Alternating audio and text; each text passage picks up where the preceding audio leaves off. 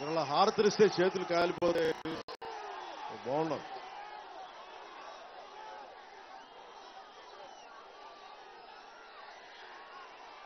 నాకు తిరుపతిలో ముఖ్యంగా చిత్తూరు జిల్లాకు వచ్చినప్పుడు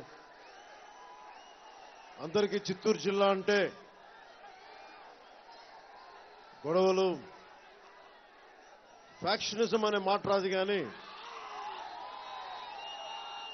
చిత్తూరు జిల్లా అంటే పేపర్స్లో అంతా హత్యలు, రౌడీజం అని అనిపిస్తాయి. కానీ నాకు చిత్తూరు జిల్లా అంటే ఒక జిడ్డు కృష్ణమూర్తి గారు కనిపిస్తారు, ఒక అనే బేసన్ గారు కనిపిస్తారు మదనపల్లి నుంచి. ఇంత రాయలసీమ అనగానే ప్రతి ఒక్కరూ చాలా హింసతో కూడిన నేల. మన రాయలసీమకి చాలా కుటుంబాలు, దాంట్లో కొన్ని కుటుంబాలు, కొద్దిమంది నాయకులు దేశంలోని చాలా చెడ్డ పేరు తీసుకొచ్చారు. కానీ నాకు తెలిసి రాయలసీమ అంటే అన్నమయ్య తిరిగాడిన సీమ.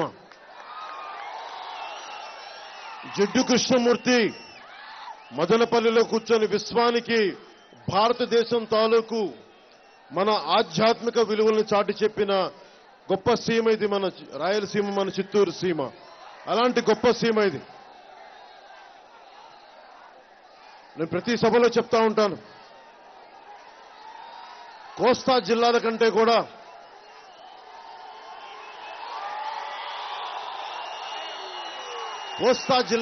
కూడా రాయలసీమలో బ్రిటిష్ వారి కాలంలో లైబ్రరీస్ ఎక్కువ, గ్రంథాలయాలు ఎక్కువ. అందుకనే ఇంత వెనుకబాటుతనం అని చెప్తున్నారు. కానీ ఎందుకు ఇంతమంది ముఖ్యమంత్రులు అయ్యారు, ఇంత బలమైన రాజకీయ చైతన్యం ఉందంటే చదువుల వల్ల. కానీ ఆ చదువులు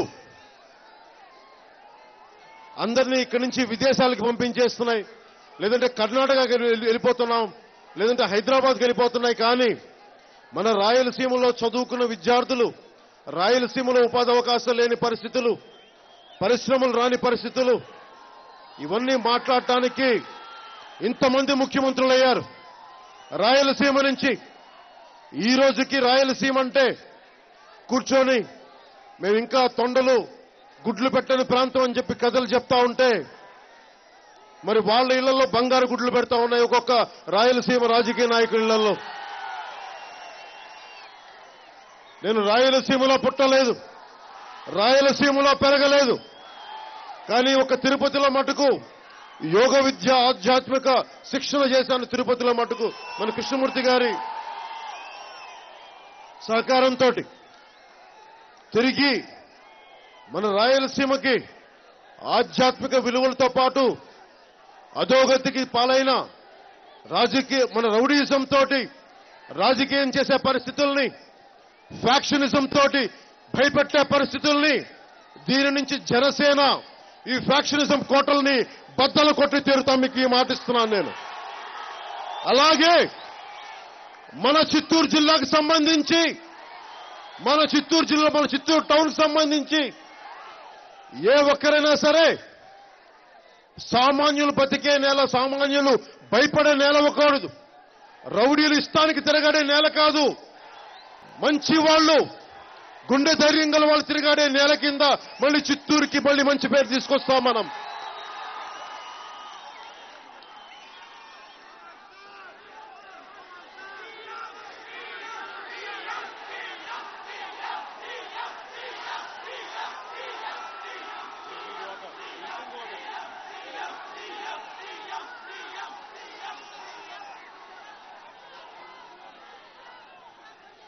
నేను పోయిన సంవత్సరం మన చిత్తూరు ఇక్కడే అనుకుంటా కదా మీటింగ్ పెడతాం మనం.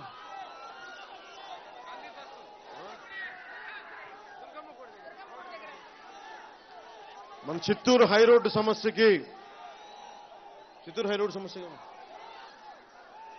హై రోడ్ సమస్యకు వచ్చినప్పుడు జనసేన ఈ రోజున గనక లేకపోయిన ఉంటే ఏ సమస్య అయినా సరే జనసేన పార్టీ కనుక లేకపోయిన రెండు పార్టీలు తెలుగుదేశం కానీ వైసీపీ కానీ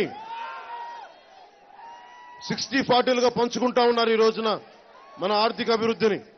60% అధికార పక్షానికి, 40% ప్రతిపక్షానికి అని చెప్పి చేస్తుంటే మరి నిజంగా చిత్తూరు హై రోడ్డు సమస్య గాని ఉంటే చట్టసభల్లో వైసీపీ నాయకులు చట్టసభల్లో ప్రశ్నించాలి. తెలుగుదేశం ప్రభుత్వాన్ని నిలదీయాలి. తెలుగుదేశం ప్రభుత్వాన్ని చొక్కా పట్టుకొని అడగాలి, ఎందుకింత చిత్తూరు జిల్లా హై రోడ్డుకి ఎందుకింత అన్యాయం జరుగుతుందని. మనం కానీ లేకుండా కానీ ఉంటే ఈ రోజున ఎవరికి న్యాయం జరిగేది కాదు. ఈ రోజున ఆపారు, దానికి జనసేనను చూసే భయపడి ఆపారు. జనసేన తాలూకు యువరక్తం చూసి భయపడి ఆపారు. ఓట్లు పోతాయేమో అని చెప్పి భయపడి ఆగారు. జనసేన మీ అందరికీ తెలుసు, 2009లో అప్పటి రాజకీయ ప్రస్థానం ప్రారంభించినప్పుడు నేను ఏ రోజు పోటీ చేయలేదు. నేను ఒకటే అనుకున్నాను,